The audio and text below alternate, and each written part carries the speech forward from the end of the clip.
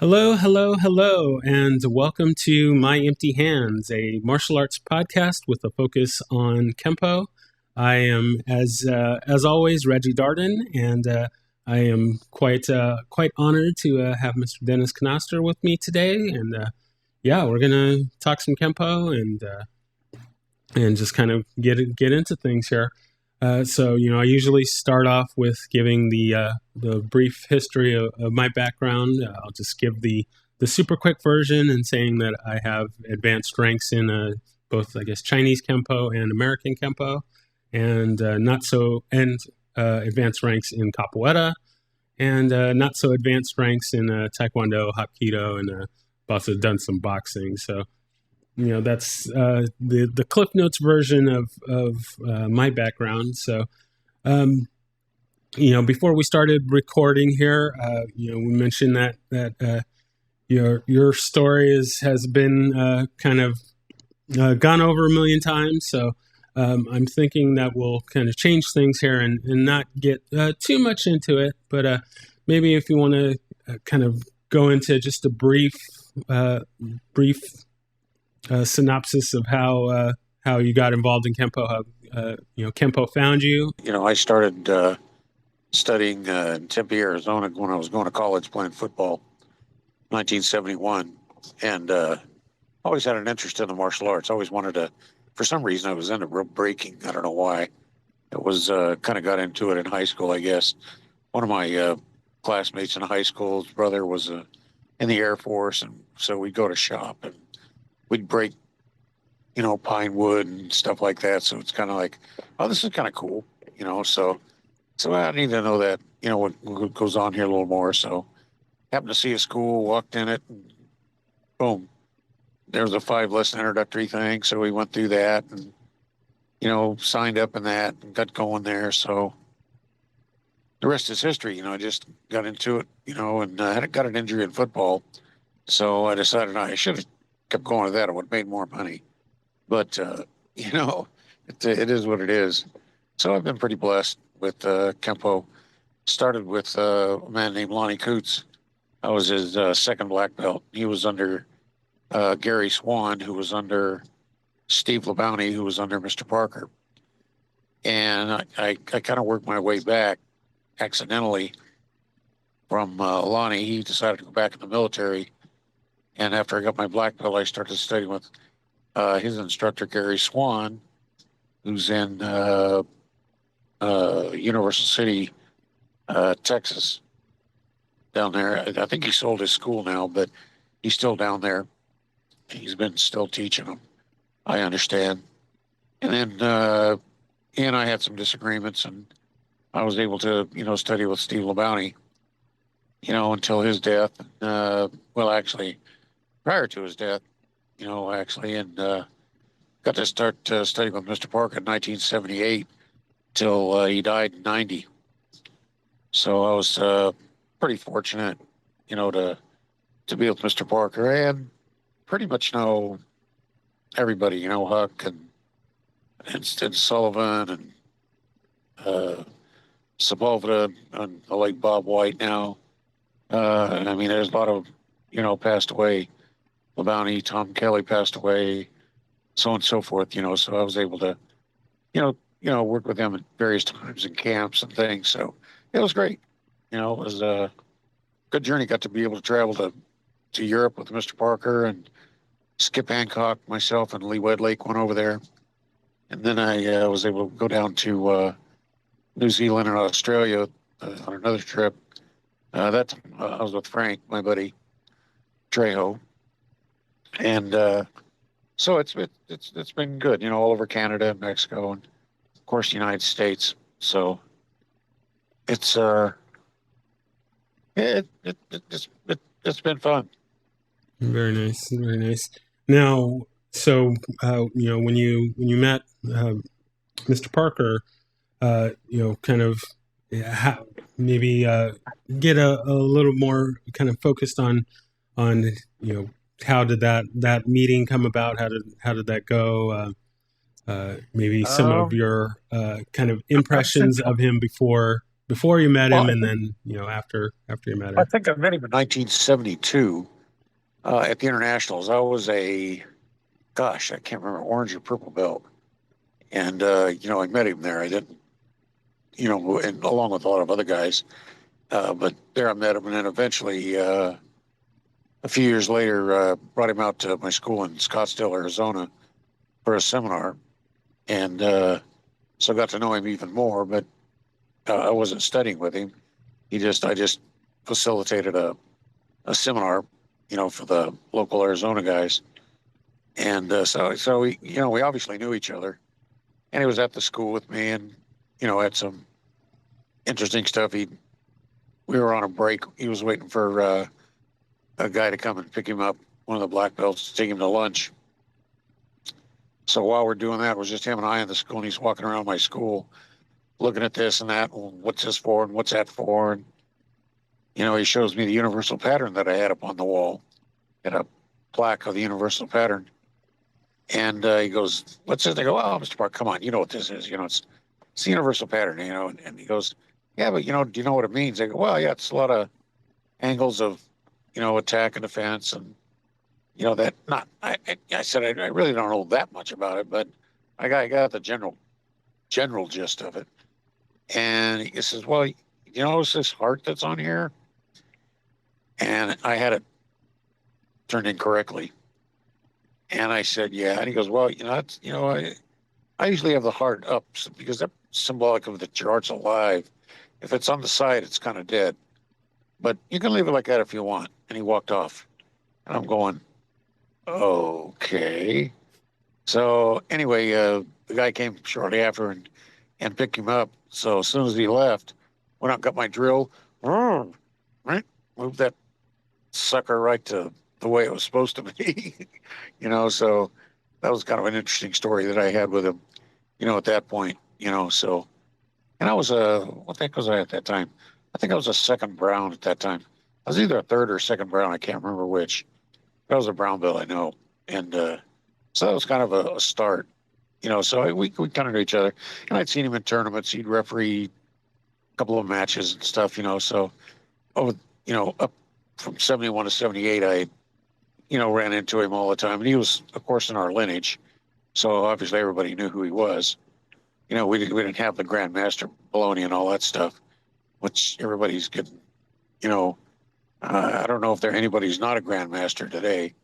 So, it's, but back then it was just Mr. Parker, and continued to be that way, even for the past, geez, it'll be 34 years now, this December. So, and I'm good friends with Edmund. I gave Mr. Parker, I sold him actually his first computer because I had I Nice. had an IBM, and I got talked into getting a clone, which had a little more, power, and than hard drives were coming up. When I got my first IBM, they go, "Well, we've got a 10 megabyte hard drive here. You'll never be able to fill this up," and it's like, okay, well, hell, that didn't take more than 2 or 3 months, and it was like, well, what the heck's, I don't have any room in here. What's going on? So anyway, so then the clones came out, and I'm going. Somebody goes, "Look, you can put, two 10 megabyte hard drives in there," and I'm not even sure if 20s were out yet at that point. But so I go, "Yeah, I'll do that." And I had this, slightly used IBM. I told Mr. Parker, "Yeah, you got to get a clone." He goes, "Nope, nope, nope, nope. I want an IBM. I got to have an IBM." He's got to have a name brand, And I go, "Well, yeah, I'll sell you my old one, at a cheap price." And I did went over and showed Edmund how to start it, basically because they didn't know anything about him. And hell, after that, then Edmund kind of took off, and he switched over to uh, the Apple stuff because that's what a lot of artists use Yeah. in uh, print shops and things like that. So, and then he's totally surpassed that since, I mean, in the last, gosh, 40 years now, he's just became an incredible artist. I mean, he can draw anyway, just freehand. He's incredible that way. But with a computer, it's even more. He understands layers and all that stuff. And you know, I started working on CADs early on, and I did my first website on Netscape. Netscape had I don't know how far you go with that, Oh but yeah, no, I'm familiar with that. So so I'm older than I look. I think so.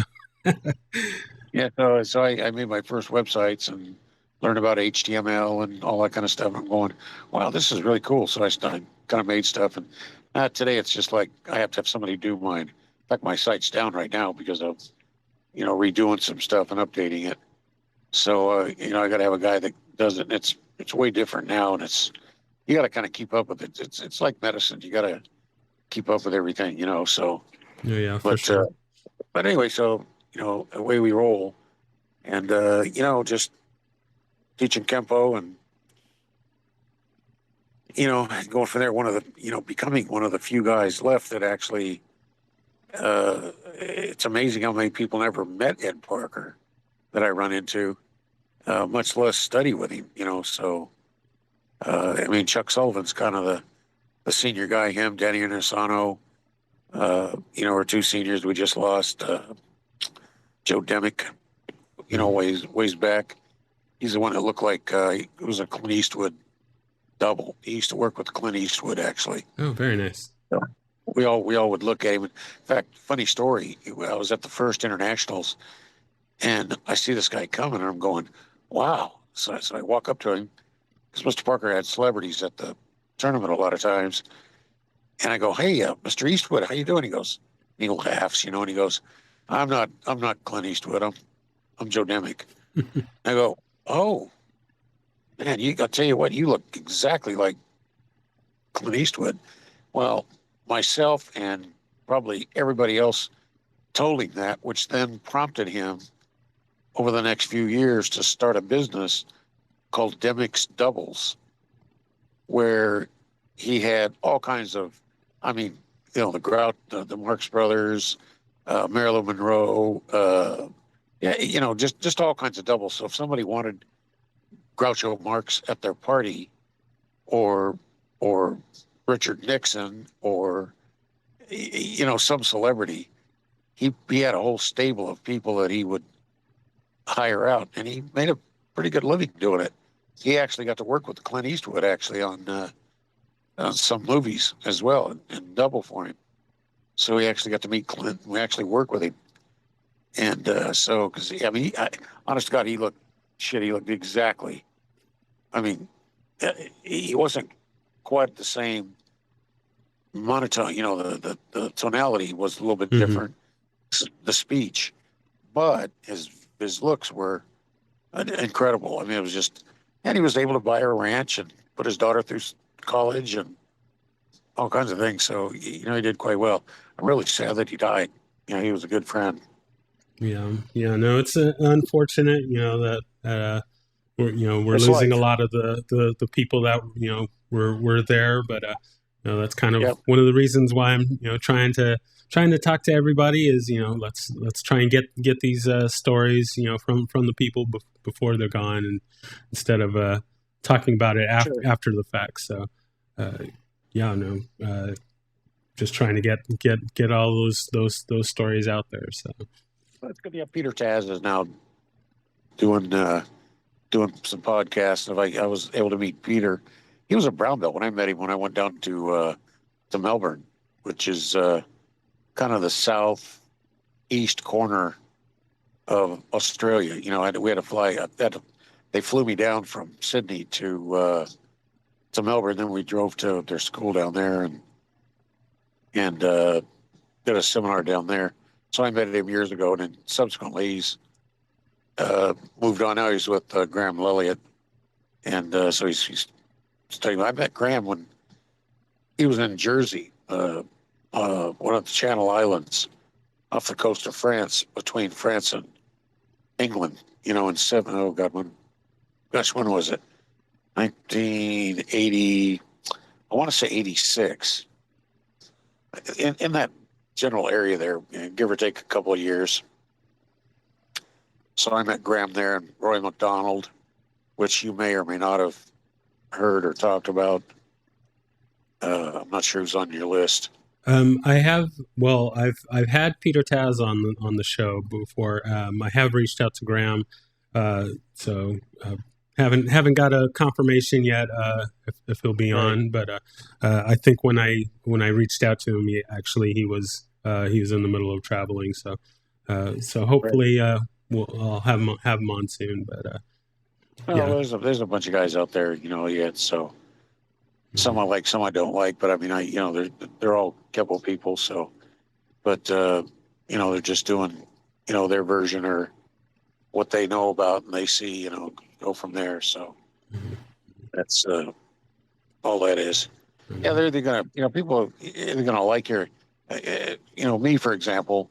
Either they like me or they hate me. One or the other. It's going to be kind of a love hate thing. So, and I use that word hate real loosely. That's probably not a great term. People just may not be into my cup of tea. So which I think is more accurate than a lot. It's like that article I was telling you about that we just posted on. So I can't remember the guy posted, but it was something to the effect of, why aren't people working on basic anatomical movements and gestures?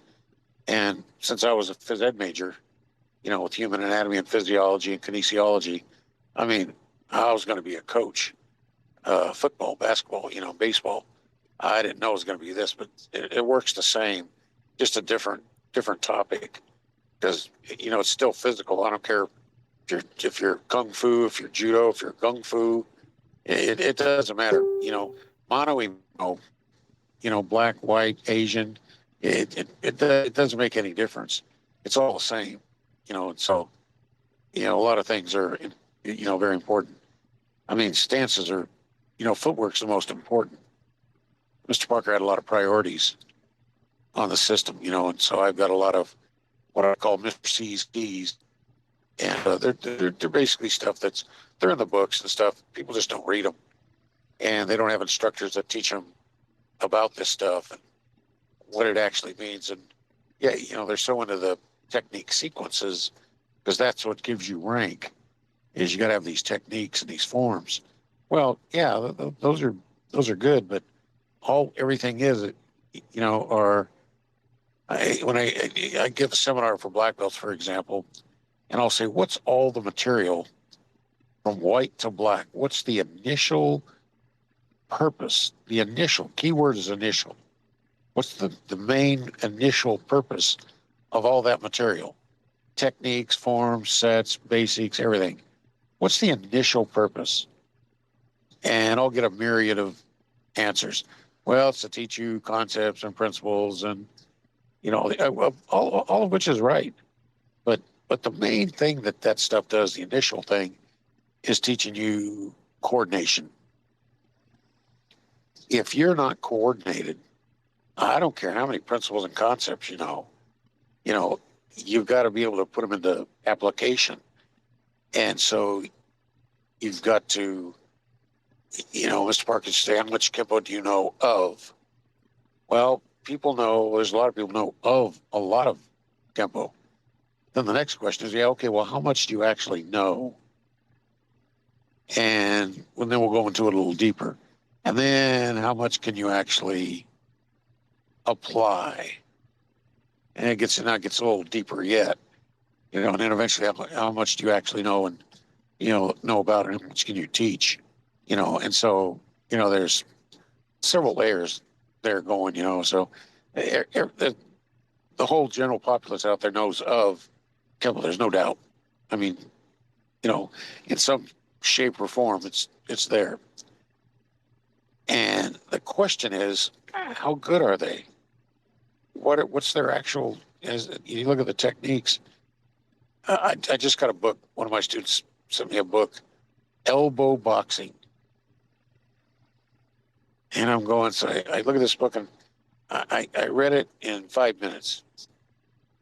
Basically, it's not a real big book to start with, but the thing is, all it is a bunch of elbows, and how to use your elbows. Well, hell, we do that all the time, so, in fact, on a trip to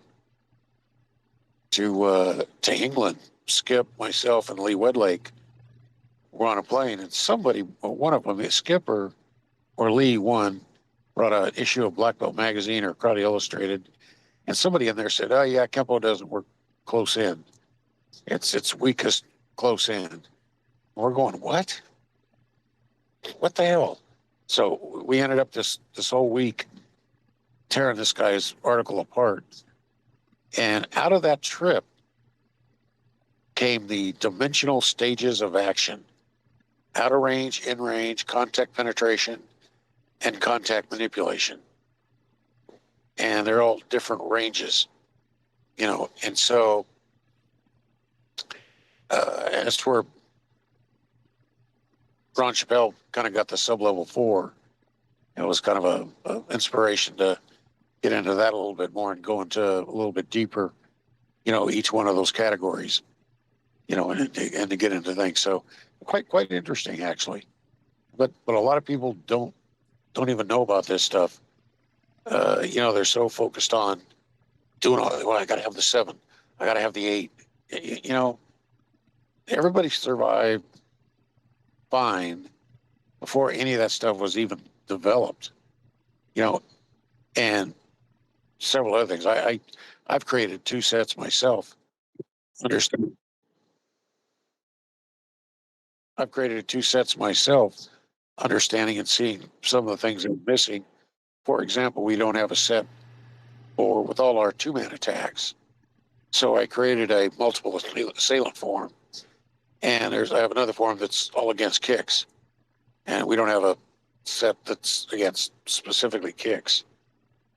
So, and the books I'm writing, if I ever get around to finishing them, which I'm the captain of procrastination, I guess, but everybody's bugging me for them, and I'm bugging myself for them too. It's just a matter of getting down and doing it. I can definitely relate. I'm actually surprised that I have a show. As before I started this, I was very much like, what, I just need to go ahead and do it and not talk or think about it and just get out there and do it. I remember when you were starting it, then after watching you here for, I don't know, a couple months, 2-3 months here, you've done quite well, actually. So, yeah, and there's a lot of people out there doing it already anyway, but each one brings something possibly new to the table, so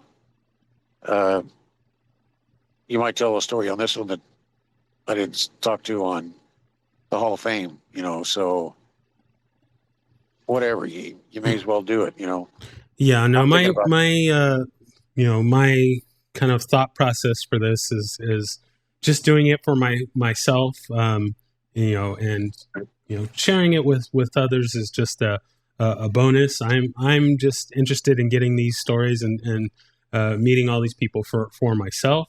So we're definitely going to have some overlap on as far as the stories and things like that, and as we go along, we can get into other things, but it's all good, so it's I'm thinking about starting a site like Facebook called Kempo and Friends Social, and it's basically like Truth Social, like Trump started, and after he got promoted, he stole a business here about 6-8 months ago, I think. He sold Truth Social, but he still got stock in it, right? It's public. And he just got elected president. You know what he made on that day when he got elected? $1 billion out of Truth Social. Now, that's kind of motivation to do what you're doing. You know what I mean? Yeah. Now maybe $1 billion is not going to come around. Maybe it is. But what if 900,000 comes around? I'll tell you what, I wouldn't kick that out the door. No, I'm right there with you on that one. You know what I'm saying? So yeah.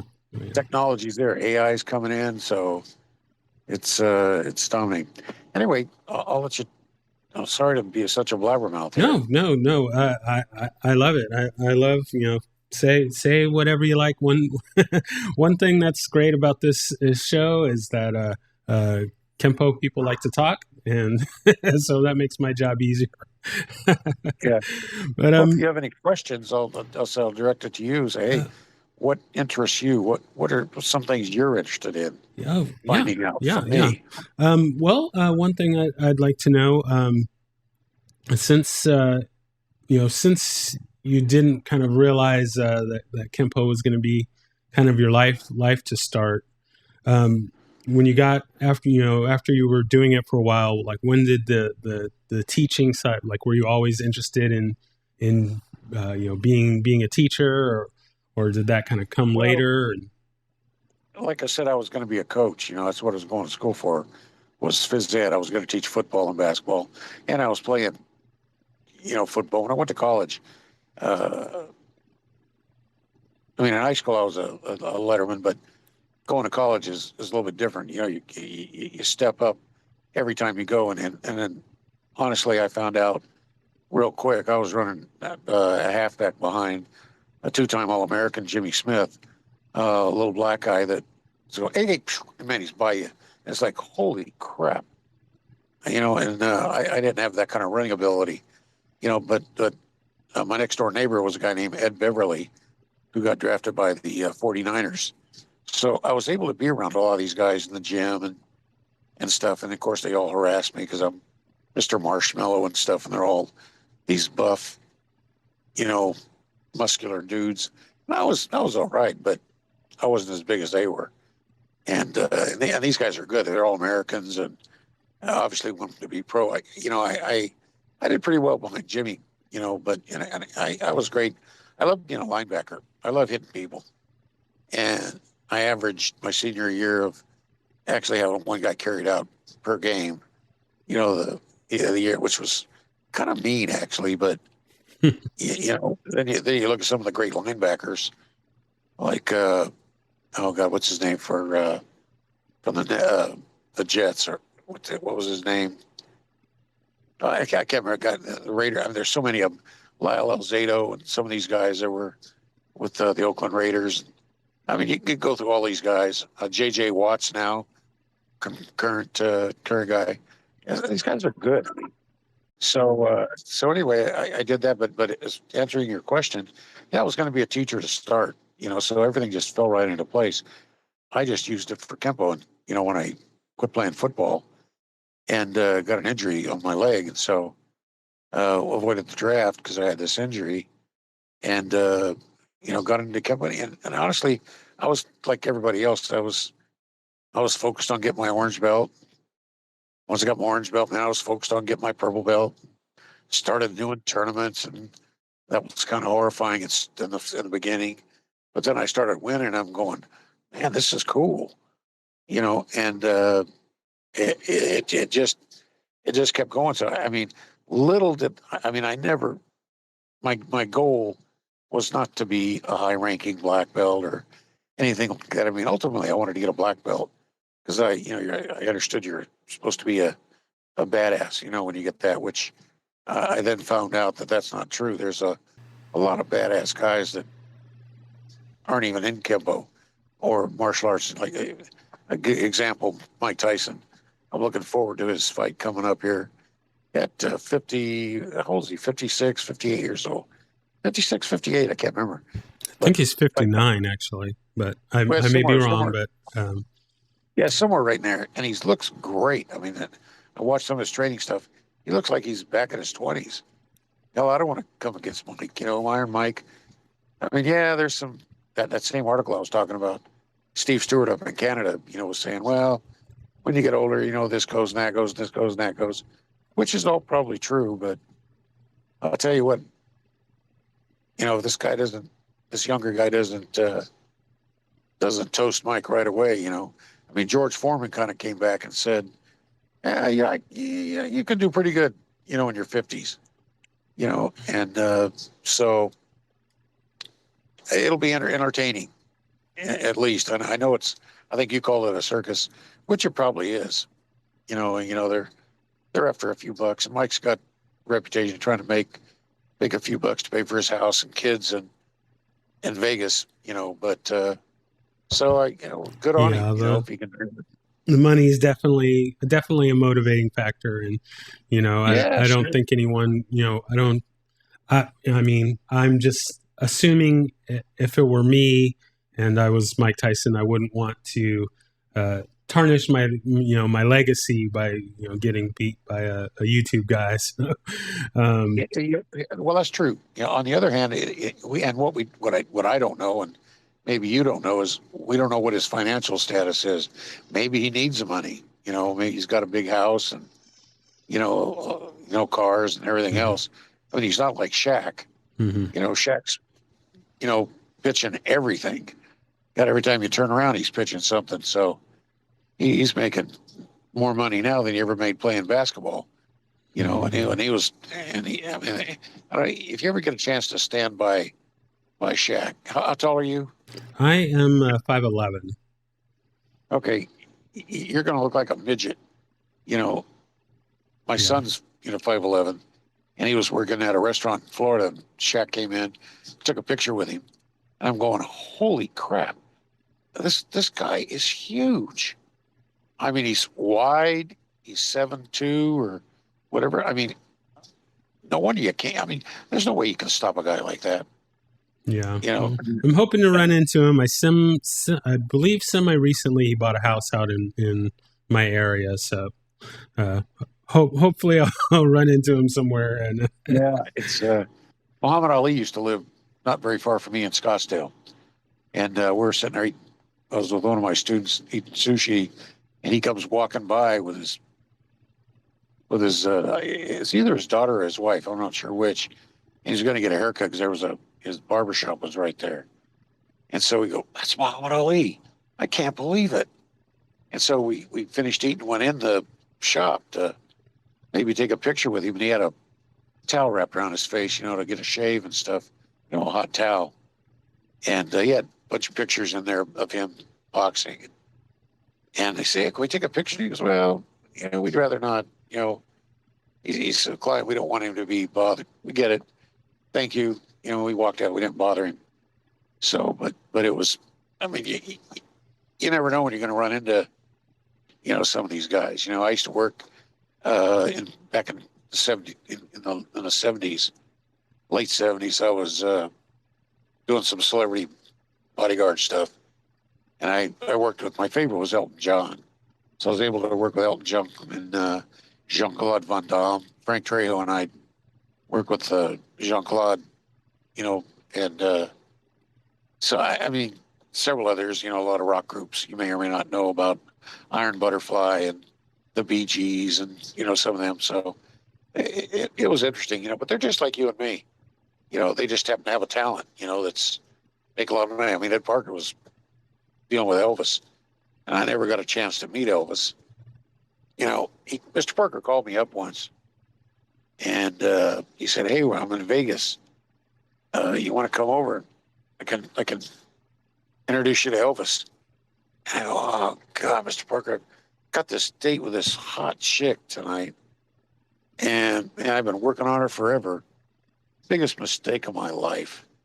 Little did I know, if I would have been with Elvis, I could have probably got 1,000 hot chicks, And so next thing I know, I think, well, I'll get him next time. He's in Vegas all the time, and he dies. Well, sucks to be me. I got an opportunity to meet Elvis and screwed the pooch on that one. So it didn't work out. But c'est la vie. yeah, no, I can certainly relate. I won't get into it at the moment. I have a story about meeting Cynthia Rothrock, and I'm working to try and get her on the show so that we can discuss this. But She yeah, was I had a dating. story I like met that. her. I met her in Oakland, California, when she was with the West Coast demo team with uh, Reyes, and they came to Arizona to one of my I was tied in with the Fiesta Bowl. I had the Fiesta Bowl Karate Classic, and they came to my school. Her and George Chung, she was dating George at the time, and I taught them both short three in my studio. And then Oh, there's very cool. people I that are didn't know that.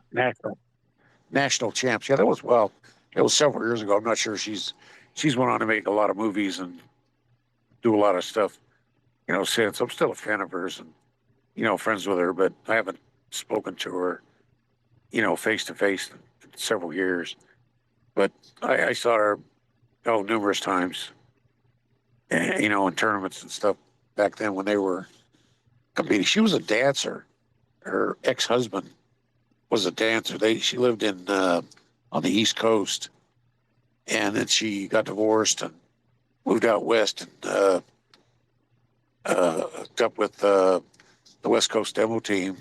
Met George, and they dated for God, I don't know. As far as my memory allows, probably 2, 3, 4 years.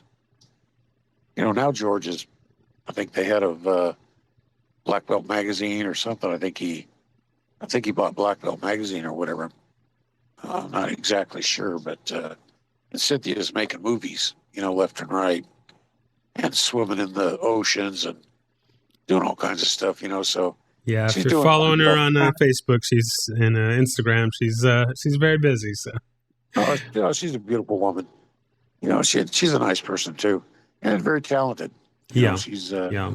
When I she was met able to her, do yeah, both she movies. was way more nice than I would have expected. So yeah, those good times. So I wanted to kind of take things back on your journey a little bit. Can you talk about your time competing and kind of how that went? For me, I've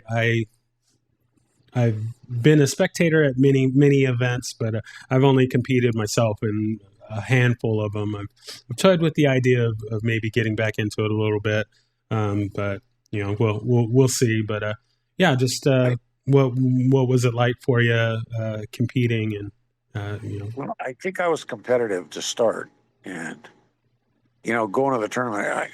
My first tournament, we had a little inter-school tournament, and we had a I don't know, 1,500 square foot studio, and it was packed. But there was probably, and we only had like 2 or 3 schools in the area that we invited, Kempo schools, and I was an orange belt, and I was horrified to get out and do forms.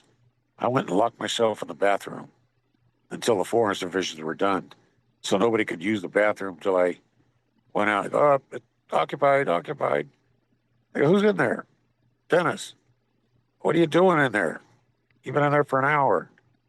I know, I'm just having some issues. I was making excuses, and finally the forms was over.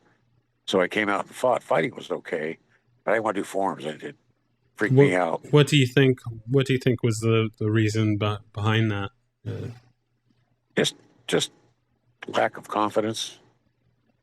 Just scared. You know, and so, which is really weird because fighting scares a lot of people. So they'd rather do forms. They'd rather be a fairy godmother, as we so call them. If you're a fighter, you got the fairy godmothers, which are all the forms people, Mm-hmm. and George Chung, Cynthia, she was never a fighter. You know, she could fight. I mean, somewhat. They obviously, yeah, you're obviously going to be able to fight, but most of her stuff was all forms, and she was very good at that. So you kind of do with what's good, what you're comfortable with. So anyway, I came out of the bathroom, and my instructor at the time, Lonnie, says, what are you doing in there? He said, you missed the forms. Well, the next tournament you're doing forms. I'm going, oh, man, you know? And so I went out and I fought, and I fought a guy named Dick Gandera. He was a purple belt. I was an orange belt. And I didn't realize, but he was a state champ just like a month or two before. And he was, a Mexican guy that was, pretty buff. He looked like Joe Louis. That was one of his idols was, the Karate Joe Louis. And I went out there and I swept him and dumped him because early on I was doing sweeps. Breaking and sweeps just enamored me. And it just infuriated him. And he just ran my butt out the studio the next clash we had. And eventually won. We eventually became good friends, but I went to fighting. And from there, the next tournament came around. So I did forms. And I got third place. And I'm going, wow, hey, maybe this ain't so bad. Maybe if I put a little more effort into this, I could, do better. And so I mean, I was from orange belt on, I was a tournament maniac. I'd travel to California, even if it was by myself. I'd travel to California. I'd try to grab another student to go with me, and stuff. We go to Vegas, we go to California, we go to Colorado, go to Texas. Oh man, Texas, woo. And those guys, Mr. Parker used to say, light contact in Texas, at least back then, was when you're light on your feet before you hit the floor. I mean, we're talking some of the greats back then, Skipper Mullins and Dennis Kocher, and a lot of the TKI. Roy Kerben and I got to be good friends, who I think is in the Dallas-Fort Worth area over there. He's a legend. He's a judge, but back then he was a great fighter. And I got to know Roy very well. I met him in Colorado actually as a purple belt. I asked him if he'd work with me a little bit, and he just kicked the shit out of me. I mean, not in a bad way, but just I'm going, wow. And he's lanky and he had great legs, and I'm a purple belt. What do I know? I suck. But anyway, I won that tournament, and it was amazing. So I don't know. I just got the bug, and anytime there's a tournament, man, I'm looking in Black Belt Magazine. When's the next tournament here? Where can I go to? Where we're going to go. So it just kind of perpetuated itself, and I had a lot of success. I got a little 500 so trophies. And it was like, but I was just competing so much that it was just, I don't know. I just liked it. It was just, I think the thrill of winning a trophy was big. And I didn't really look at at the time, I didn't really look at the other aspects that I was really getting, self-confidence and other things that are actually way more important than the trophy, of which I have none now because one of my exes decided to throw them all out. So I had to take 3 truckloads to the dump, because she didn't want them in the house. They're too much to dust. Mm-hmm. At least you have the memories. Yeah. That's So more. I just enjoyed it. Got into breaking, and until I go this, then I realized, this is nuts, because I kind of go to the extremes. The toughest break I ever broke was a 2x4, and I'm going, Kyoko Shinkai guys do it all the time. They'll grab a couple of baseball bats and do a roundhouse kick with their shins, and I'm going, no way, my legs are broken now. I'm too old to do that now, but even back then, I don't want to kick a baseball bat with my shin. What are you, nuts? But everything else, yes, I was doing head breaks. Did 6 inches of breaks with my head. I did my biggest depth break was 22 inches, and I didn't use spacers. It was all brick on top of brick, and they were the lawn bricks, the heavy concrete things. They weren't that easy. I look back and I amaze myself. But the thing is, I got smart. I'm going, every time I hit those bricks with my head or my knuckles or whatever, I'm screwing up my body. When I get older, I'm not going to be able to, my hands are going to be like this. So I kind of quit it, before I really got too injured. You know what I mean? So I did it. I think now you've heard a lot about. I don't know if you've done any breaking. You probably have. Very little bit. Very, very little bit. What's the purpose of it? I'm going to put you on the spot. I think probably more than any. Well, of course, it depends on who you talk to. I think for me, I think more than anything, it's probably a confidence builder, and building up that internal side to do something physical. As far as actual physical conditioning, I'm not really of the mind that destroying your body to improve your physical conditioning is the way to go. Well, you don't need to destroy it. And I'll tell you the main purpose of it, if it's taught properly, which I learned. And what it does is it teaches you how to follow through, how to penetrate. You know what I mean? Mm-hmm. And when you first start, you're going to hit a brick and you go, "Oh, that's a damn brick, man. Man, it's my hand. I'm not going to hit that, or my head, or whatever, my elbow, or my foot, or whatever. Even boards. 1-inch boards. You're Mr. Parker's got a video out there with. He's got a white uniform on. He's with I think Toki Hill, who was a good competitor at the time. He's holding I think one and I think he did 1 and 3. Mr. Parker does a bunch, which he used to do a lot of. He rarely did it in the 70s and 80s. He just got older and quit doing it. But could he do it? Yes. And does he have penetration? Yes. That's the point, is to teach you really, is to teach you penetration, not the fact of I'm getting a trophy and it does build confidence. There's no doubt about that. But if you could break 3 boards with a punch, you could probably break somebody's ribs. And so I think the real reason, I ask a lot of people, most of the time, 80% of the time, I get anything but the right answer. And it's to teach you that penetration to drive through. Yeah, there's a certain amount of conditioning you need to do. It also depends on what you break with. Hammer fits are not too deadly, although I did break my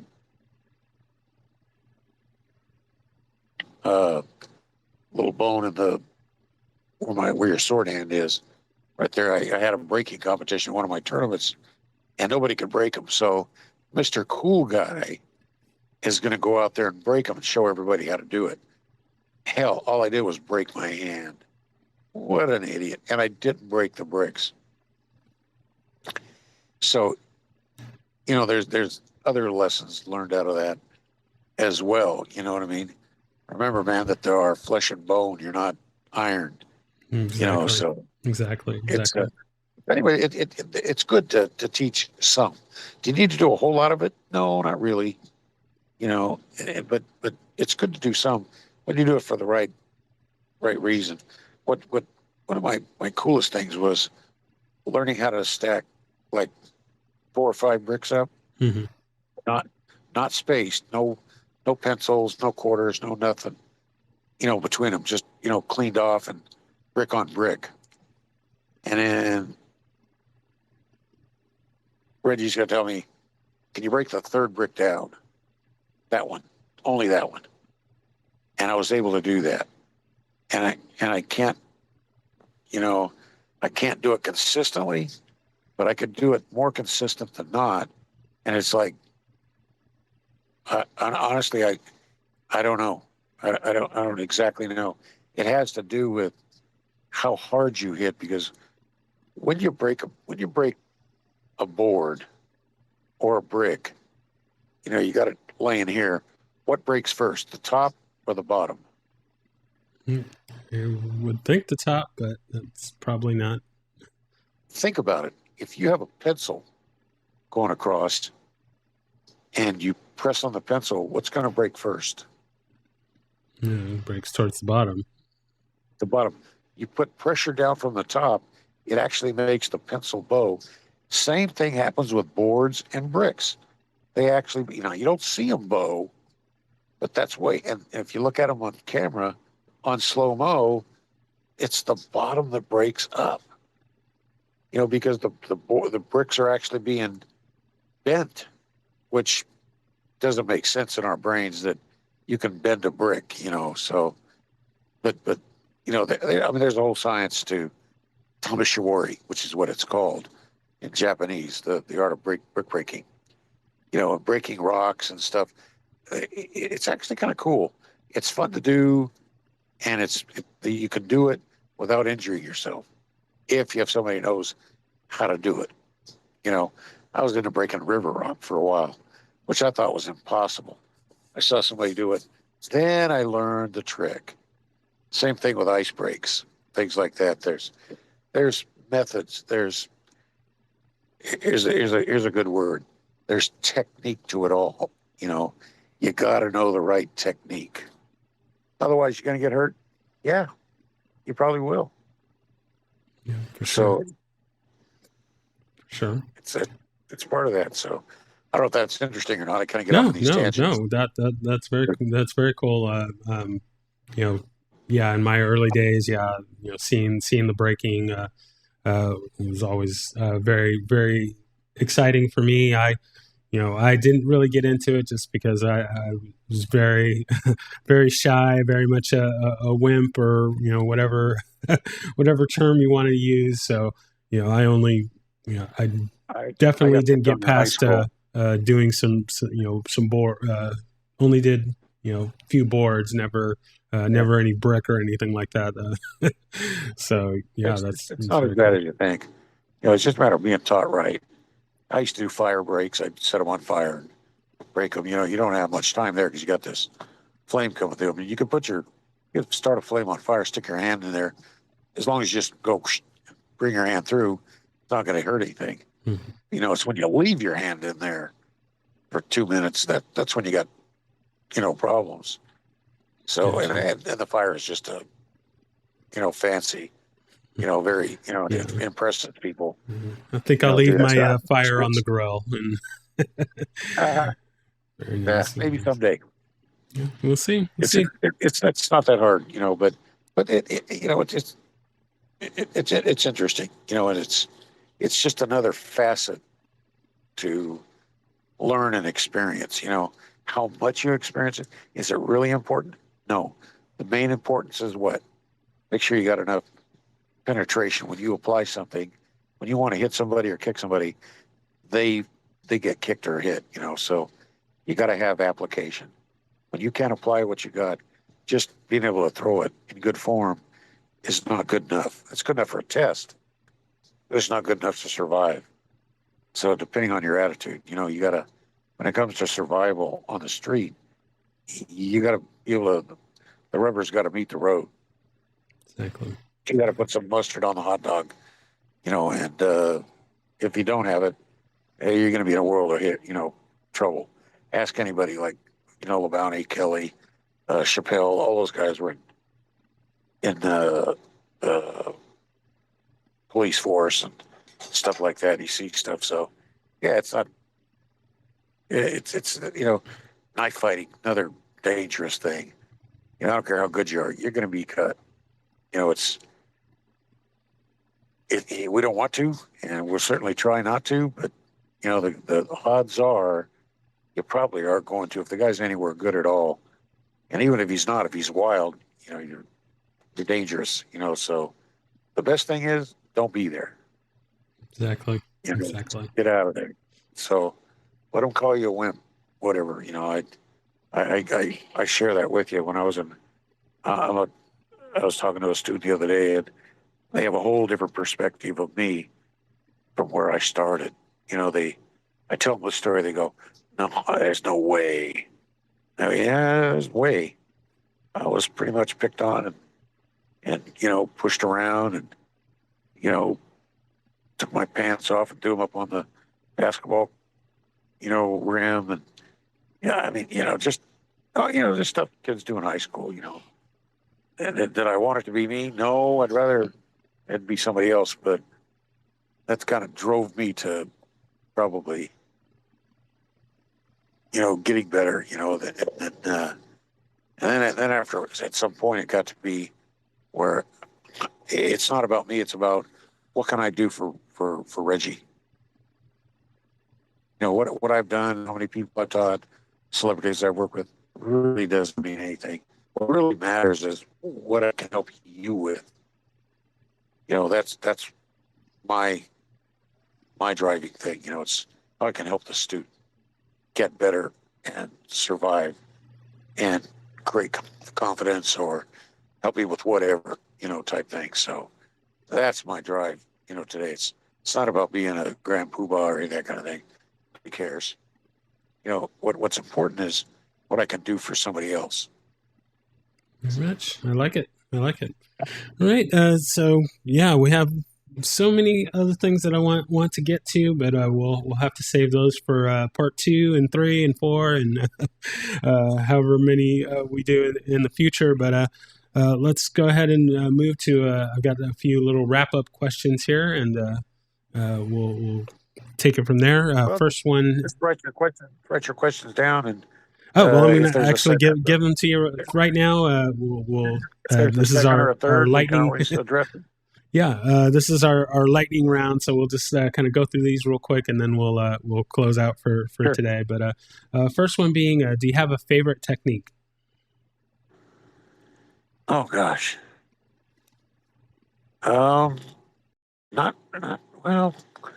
I mean, techniques are techniques. Techniques are nothing more than drills to develop skills, and so each one develops different skills. You know what I mean?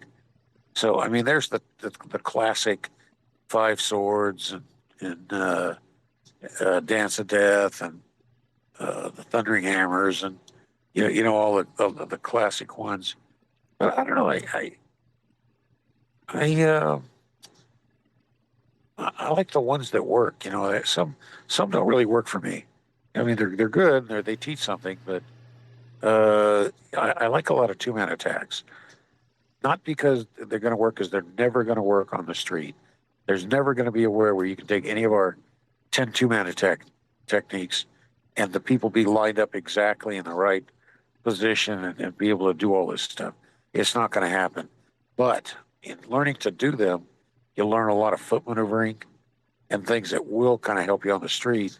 But as you progress, you're going to have to be able to instantaneously and on the spur of the moment, be able to, maneuver and pull off whatever you need. So you need those skills. And then you got to put your own techniques together, basically. So I like a lot of techniques.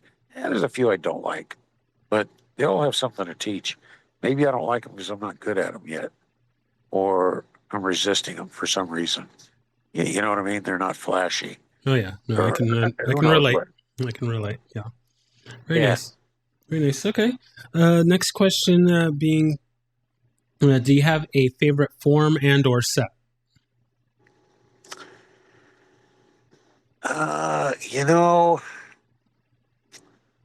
I Mr. Parker used to call the first 4 forms that we have, short one, long one, short 2, and long 2, the dictionaries to the system. Thus are my books. I got 2 books on those. Short 1 and long 1 is one, short 2 and long 2 is another. And what are they defining? Everybody knows they're. A lot of people know that you probably heard that they're the definitions, but then you ask people, what are they? What are they defining? And then people are going to start guessing, and then the short 3 and beyond are the encyclopedias of the system. And, well, what are they actually doing? And then there's the sets, which are the appendices. And if you notice on the appendices, we have stances, stance set, blocks, blocking set, fingers, finger set, kicks, kicking set. So there's sets to back up the appendices for all the basic categories. If I were to choose a form, long 3s, I won a boatload of tournaments with. Long 3 and the 4 are good, and I like my form, the 2-man multi-assailant form. I like that because it's got a lot of really interesting stuff in it. So Nice. so I like that. Very nice. I like it. Right, do you have a favorite weapon? I started with the size. And then of course I went to Chuck's, then Sticks, and then I'm a weapons freak. I bought every weapon in sight. I'm more into the Chinese weapons than anything else, and probably my favorite long weapon is the crescent spear. It's got the two hooks on the sides Oh, okay. and a spear going up the middle. I like the three section staff. I mean, I like a lot of them. The hook swords are really good in a variety of. There must be 20 different types of swords. I had the deer horn swords. I mean, all kinds of. But the probably the hook swords, and as far as short range, I was real good with just a single darndo, just a plain saber, and students win boatload of tournaments with those things. Uh, but as far as flashy, I like the hook swords and I like the crescent spear. And I was good with the Kwando as well. If you know what that is. Sounds familiar. Sorry. Big giant blade. Big giant blade. It was used to cut horses' legs Oh off. yeah. Okay. Yeah. Now. So it was usually a big guy's weapon. Yeah. And there's axes and got it, just a bunch of them. But those were my favorites. Were those almost all of the Chinese weapons? They were all cool. Yeah, I like the Krambit.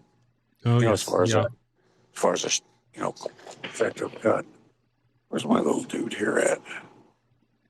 I got one here someplace.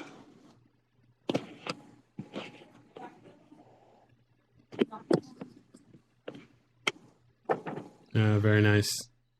So it's just a little bitty guy, but it's like a raptor claw, But I'll tell you what, you can do some damage. Yeah. Yeah. So they're a lot of fun. Very cool. And Very cool. These things are all extensions of yourself anyway. So. Yeah, I like it. Right. So then the final question here: if there is anyone that you could train with, living or dead, fictional or non-fictional, who would that be? Besides Ed Parker. Well, you knew what I was going to say. Ed Parker was key inspiration in a lot of areas with a lot of things. Other than that, my dad was a great. He wasn't a martial artist, but he taught me so much about building and business and things like that. So I wish he was still around. He died back in '97. So I miss my dad. But other than that, a martial artist. God, I've been around a lot of them. I probably wish I could have been around Elvis more. I think Elvis and I would have had a lot of fun. Mr. Parker then concurred. He said, "You guys, because you're a jokester, I like to tease a lot, and I'm very sarcastic a lot of times. So I think we would have had a lot of fun. And we're very philanthropic, although he's got or had a boatload of money more than I did. I mean, I can't go away giving away Cadillacs, but he certainly did. But he would be one guy. But other than that, probably the one person that I'd really, there's a couple. Abe Lincoln would be one that I would love to talk to. I'd love to talk to George Washington, who was American before there was an American, But before that, probably the head at the top of the list would be Jesus Christ. And so, being a Christian, I think that would probably be the pinnacle of my things that I would want to, be able to talk to, and not after in the afterlife. But I'd rather have him now. Yeah, Yeah. But that's one. So that'll give you some insights, I guess, into Dennis. Yeah, no, I like it. That's a great answer. Great answer there. All right, so we are now at our final point here. It's time for shameless self-promotion. So you can say anything you like, or if you want to plug anything, or just anything else that you want to put out there, and then you have the floor, and then we'll close out for today. No, I appreciate what you're doing, and I'm humbly an acceptance of the ability that, you would ask me to, be able to talk to you. So I certainly appreciate that. And I honor you in that regard. So I think it's a good thing that you do. As far as things go, I'm the head of my organization, which is IKKO, International Kempo Karate Organization. But other than that, I'm available for lessons. I do lessons over the internet, so mostly guys that are experienced. Beginners, it's too hard to teach a white belt, without being there. You got to actually be hands-on. Guys that have been around for a while, it's a little bit easier. It's still not the greatest. It's always better face-to-face, mano-a-mano, because sometimes you got to feel it, so it's good. But other than that, that's good. So I've got time right now for probably 2 or 3 more people, but they got to be serious, got to be able to want to empty their cup and listen, and if so, they're going to probably learn something, so that's my obligation to Ed Parker, actually, is to pass on what he so graciously gave me. Very good. Yeah, no, I like it. I like it. No, yes, thank you so much for taking the time to chat with me today, and we'll definitely have to do this again and get into some other points that we weren't able to get to today. But yeah, no, I just can't thank you enough for being on, and can't wait to get this out for everyone to hear. And yeah, just thank you again so much. Thank you for listening to My Empty Hands. If you enjoyed the show, please share it with a friend. If you didn't enjoy it, please share it with an enemy. If you'd like to be a guest, or if you would like to recommend a guest for the show, please email me at podcast@talkingkempo.com. Thank you.